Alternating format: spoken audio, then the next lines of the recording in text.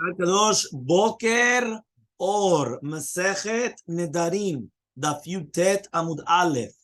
Yeah, Yutet Amud Aleph. It's 19A1.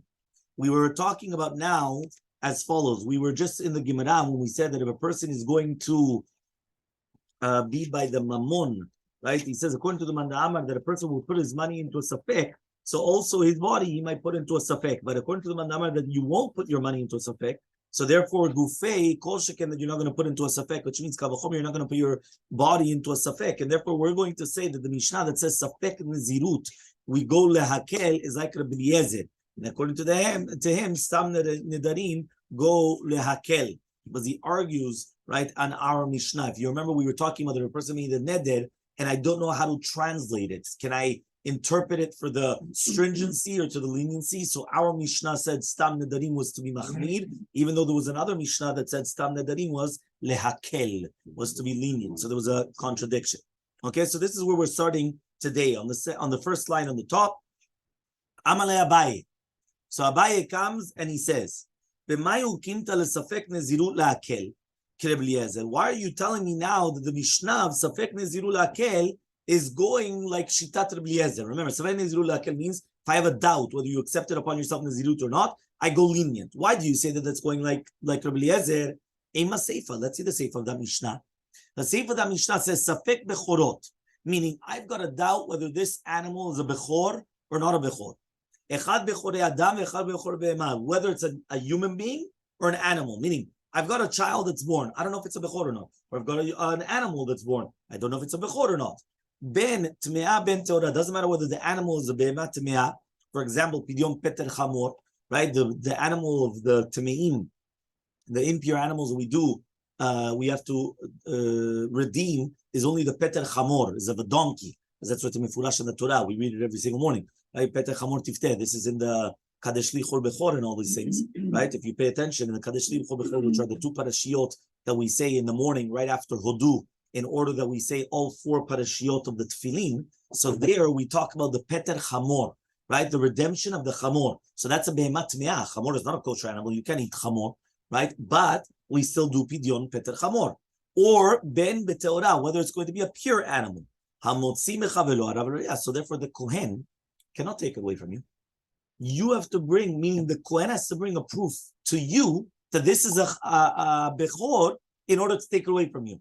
The Tanya, we learned on it, but since it's a Safek, whether it's a Bechor or not, you're not allowed to do Gizav Avodah. Giza is shearing of the wool, and Avodah is making it work, just like Kochi. So you see from here that the Tana of this Mishnah is Machmir, to do with a Safek, to do with a doubt, with Chalot Kedusha, whether it's going to fall Kedusha or not, right? However, though, you're right. Since it's a money matter, so the Kohen cannot take it away from you against your will, because he has to bring the proof. But Mitzad Sheni, we still go stringent, because at the end of the day, hey, listen, you can't shear the wool, you can't start doing these things. So therefore, what are you telling me here that we go lenient? Here we're going stringent, and this is the seifa of that Mishnah. This is the latter part of the Mishnah. So Elmaleh, so he comes and he says, why are you, says the Gemara is going to defer this, right? And the Gemara is going to say, 1 second, what's the big difference between Nezirut and Bechor? You know what the difference between Nezirut and Bechor is? Nezirut, you have to interfere. You, the human being, has to put your input. A Bechor is done automatically from birth. So what are you comparing, right? A Kedusha that comes automatically from birth to a Kedusha that you have to put something inside of it. So we don't compare the two, because we wanted to say, 1 second, the Nezirut, Stam Nezirut, we go Lehakel, we go lenient. It can be. Look at the Kedusha Bechor. Well, 1 second, the Kedusha Bechor comes automatically. Kedusha Bechor comes from birth. You don't need to do anything. Automatically, it's Kadosh. Automatically becomes holy. But that's not like Nezirut. Nezirut, you have to put your 2 cents into it. So what are you talking about? Okay? So says the Gemara, Kasha, if you wanted to ask a question, Hakasha, this is the question. Safek mashkim litameh. What happens? We already learned, and this is a Tosefta now. It says, if you have mashkim, you have a liquid, right? Which we have a safek, whether they became tameh or not. It's going to be tameh. Letameh acherim, but if it's to do with to impurify other things, it's going to be tahor. These are the words of Rabbi. You understood? So one more time.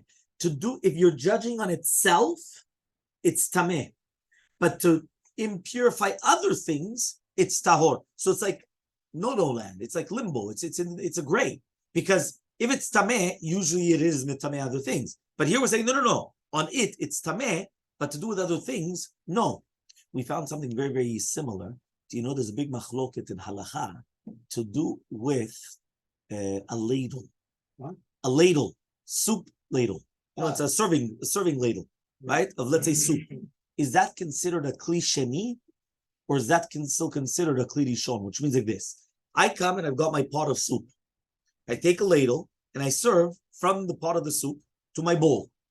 That bowl, is my bowl a kli shlishi, or is the bowl a kli sheni? Now, what's the difference? Can I put bread inside of my soup? Right? Again, we're obviously not talking about Pesach and you have gebraks and all those things. Right? Can I put bread inside my soup, which is kaleh bishul? Or can I do all these other things in my soup? What is my soup? Is my soup in the bowl a kli shlishi, a third utensil? Or is it going to be a second utensil? Which means, does the ladle consider like another utensil or not? Okay, that's the question. So there's a stira in the Mishnah Berurah. If you have the spoon sitting in well, first of all, it does depend that if you do leave the spoon sitting there a long time and it becomes very, very hot, so then it's an extension of, right, the pot, right? Especially if the pot is on the fire, that's a chavonish or ben sion, boshun, and others as well. However, though, there's a stira in the Mishnah Berurah. There's a contradiction in the Mishnah Berurah.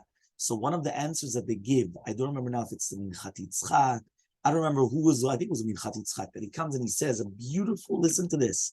He comes and he says like this, he says, do you know how to differentiate? Because in one place, the Mishnah Berurah says that the ladle is a kli sheni, but then the other place, the Mishnah Berurah says it's like a kli shlishi, the bowl. So what's going on? So he says, it depends what you're judging on. Meaning, if you're judging between a kli rishon and a kli sheni, so meaning to do the ladle, so I'm going to say it's kli rishon, because there I go lechumra. Right? Why? Because I'm judging on the ladle. So if I'm only looking at the ladle in itself is going to become a kli rishon, because I've got kli rishon is the pot, then I've got the ladle. So I'm going for the pot. So therefore I'm going lechumra, going stringent. But if I'm judging on the bowl, so now I've got a safek whether the ladle is going to be the kli sheni, right? Or on the bowl is the kli shlishi or not. So now here I go lenient, that it's like a kli shlishi. That means you see that sometimes the same ladle, it all depends where you're judging. On itself or on the third bowl. If you're judging on the third bowl, I'm lenient. If you're judging on the ladle, I'm stringent. It all depends where you're going. Here, one second. So here though, the exact same halacha. To do with the mashkin itself, and I'm judging on the actual mashkin, the liquids, it's tameh.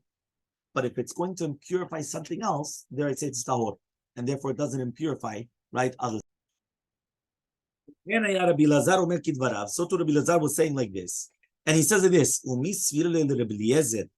Rabbi Eliezer come and he says that if it's going to be safek tameh, it's going to be tameh other things as well? But Tanya, right? We learned that Rabbi Eliezer says en tuma lemashkin kulikar. There's no tuma lemashkin, which means whether it's letameh or letameh acharim to do with other things as well. Teida, what's the proof?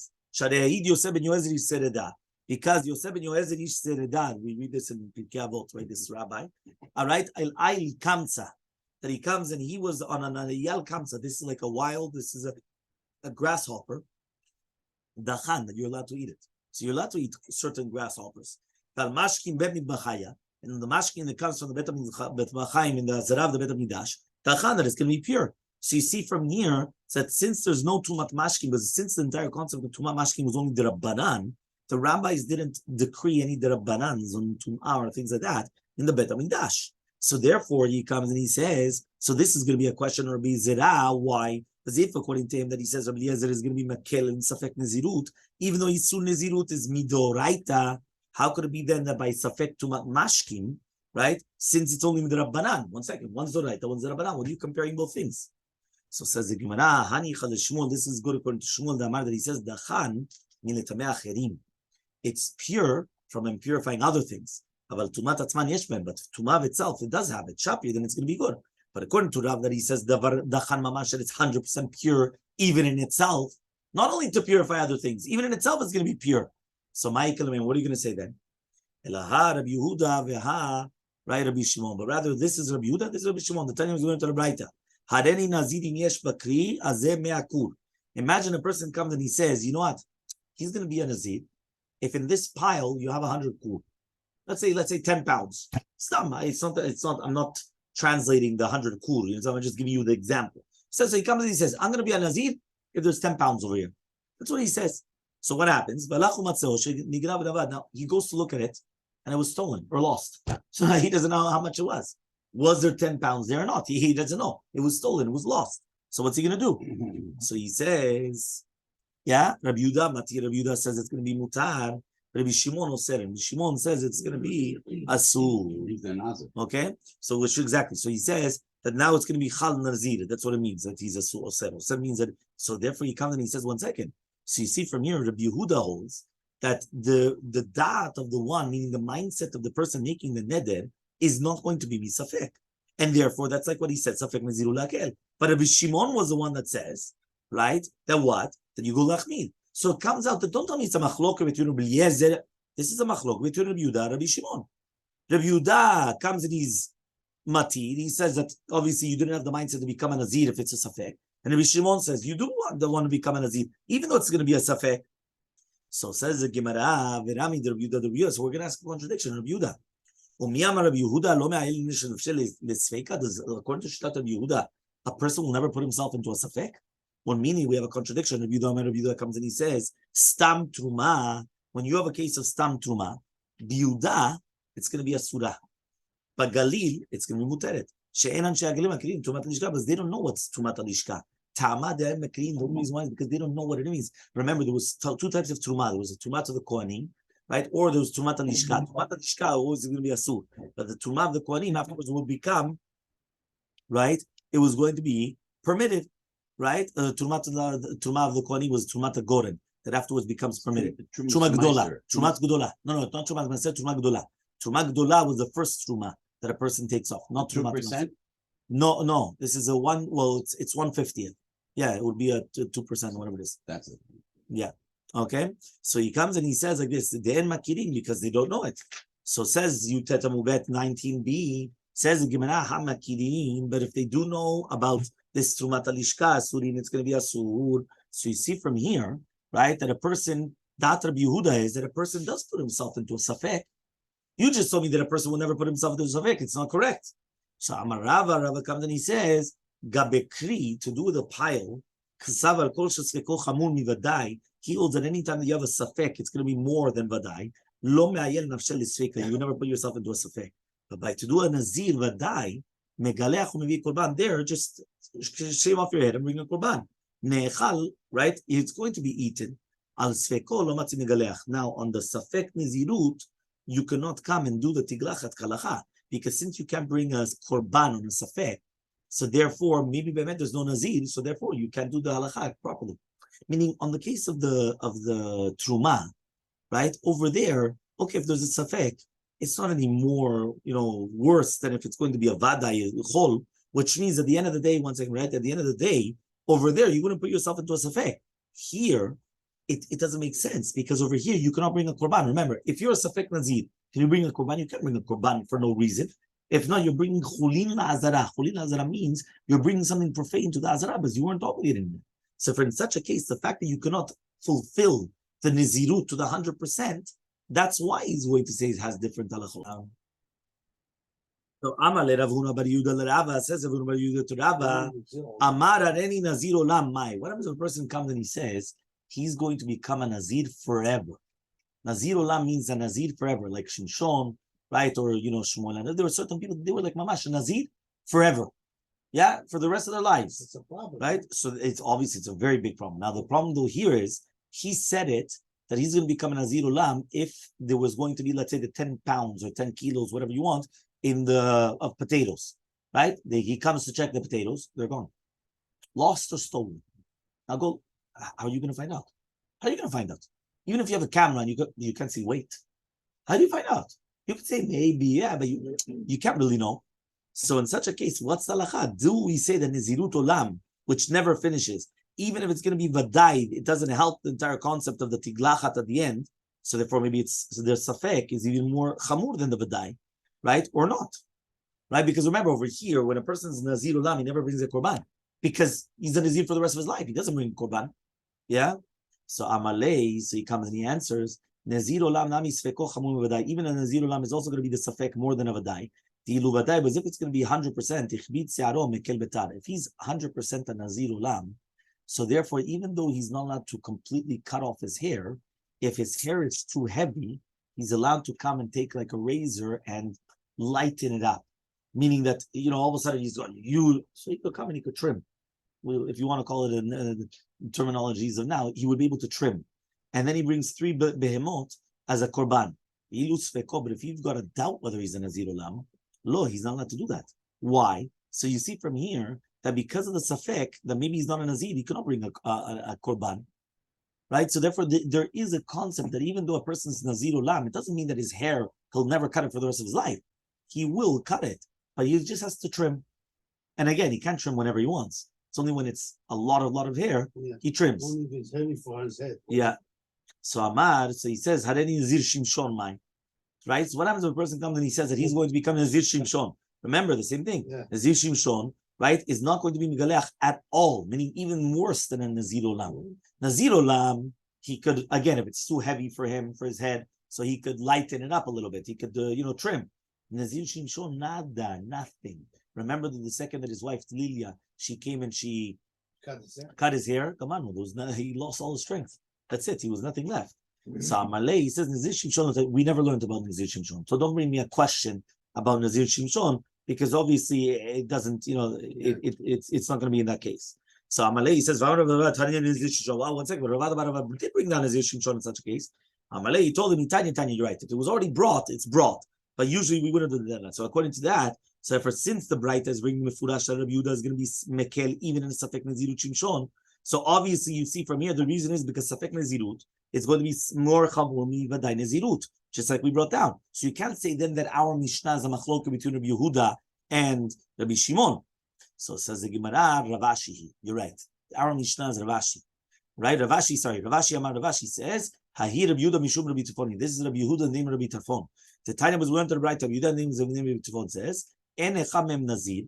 Right? Even though it's Vadai going to be Mekayim the Tanai, it's not going to be a Nazir. Because Nezirut is only going to be Chal when a person accepts upon himself when it's going to be a certain, without any type of Tanais. Meaning if a person comes and he says he's going to be a Nazir if, that word if, and now you have a doubt, it's not a Nazir.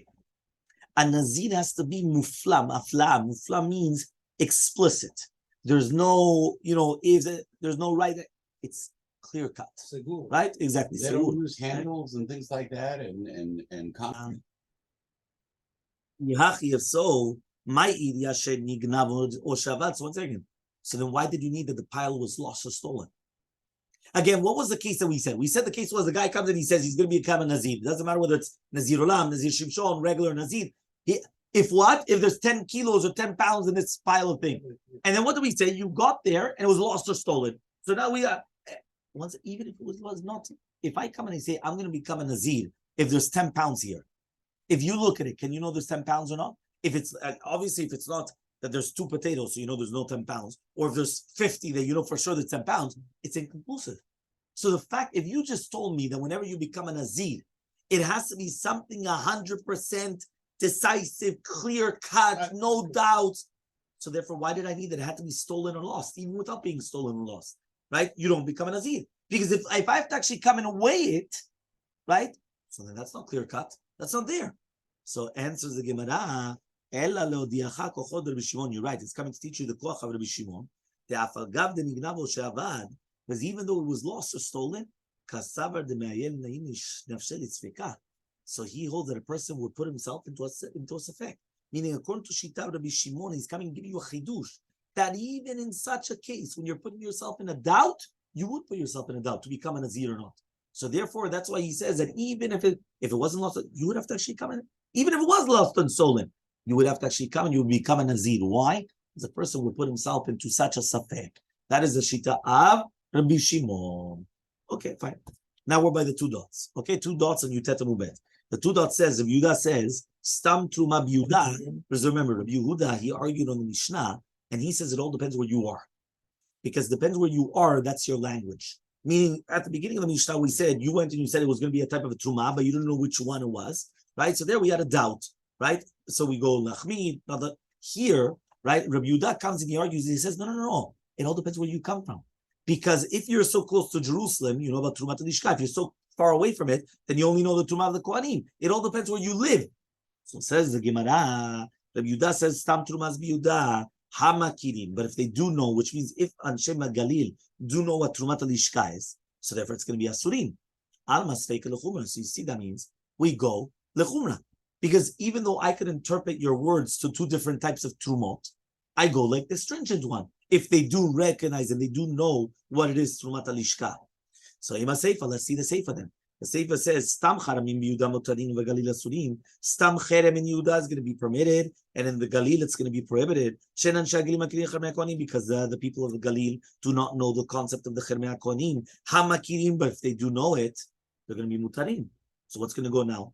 Almas, you see from here, Sveika Lekula. That it goes Lekula. So what's going on then?